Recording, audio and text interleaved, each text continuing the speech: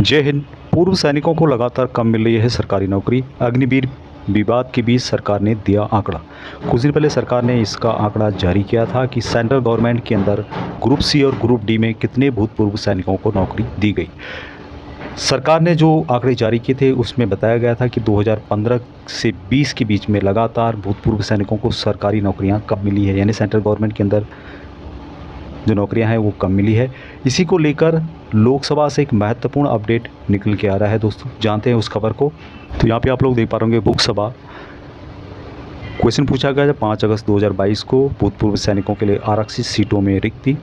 श्री बालू भाई उर्फ सुरेश नारायण धानोरकर के द्वारा उन्होंने पूछा कि क्या रक्षा मंत्री यहाँ बताने की कृपा करेंगे कि केंद्र सरकार के विभागों में भूतपूर्व सैनिकों के लिए आरक्षित ग्रुप सी के लिए 10% और ग्रुप डी के लिए 20% सीटों में से 30 जून 2021 तक भूतपूर्व सैनिकों की भर्ती में से भरी जाने वाली कुल सीटों में से केवल 1.29% ग्रुप सी और 2.66% ग्रुप डी की सीटें भरी गई थी।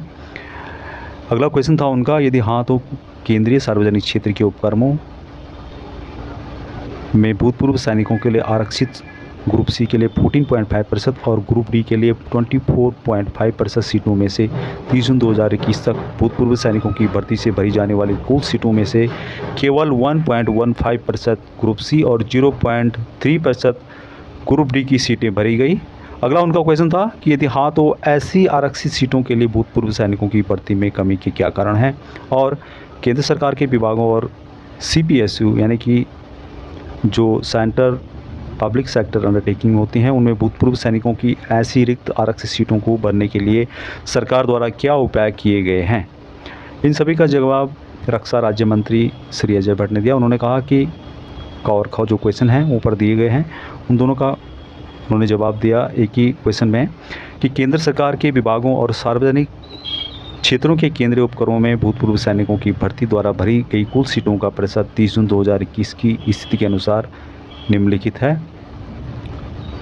सबसे पहले है अंडर सिविल सर्विसेज जो होते हैं NP पोस्ट में ग्रुप सी के अंदर 1.39% और ग्रुप डी के अंदर 2.77 वैकेंसियाँ फिलअप की गई, जबकि ग्रुप सी के अंदर जो है 10% और ग्रुप डी के अंदर 20% वैकेंसी है। और यदि हम कैटेगरी को मिला देते हैं, यहाँ पे कैटेगरी को भी जोड़ देते हैं भूतपूर्व सैनिकों के लिए जो रिजर्वेशन है, तो ग्रुप सी के अंदर 14% आता है, 14.5%, और ग्रुप डी के अंदर 24.5% के वैकेंसियाँ सरकार की तरफ से रिजर्व हैं, लेकिन मात्र इतनी भरी गई। दूसरा है CPSU यानी कि सेंटर पब्लिक सेक्टर अंडरटेकिंग, उसमें ग्रुप सी में मात्र 1.14 और ग्रुप डी में 0.37% वैकेंसियाँ भूतपूर्व सैनिकों की भरी गई। अगला जो क्वेश्चन था उसका जवाब था कि पदों के लिए निर्धारित आवश्यक शैक्षिक योग्यता की कमी के कारण इन पदों के लिए पर्याप्त संख्या में भूतपूर्व सैनिक पास नहीं कर पा रहे हैं। और लास्ट उनका क्वेश्चन था कि क्या केंद्र सरकार के विभागों और CPSU में भूतपूर्व सैनिकों की ऐसी रिक्त आरक्षित सीटों को भरने के लिए सरकार द्वारा क्या उपाय किए गए हैं। तो उन्होंने जवाब में कहा कि भूतपूर्व सैनिकों के लिए आरक्षण नीति का क्रियान्वयन संबंधित सरकारी विभागों सार्वजनिक क्षेत्र के उपक्रमों द्वारा किया जाता है।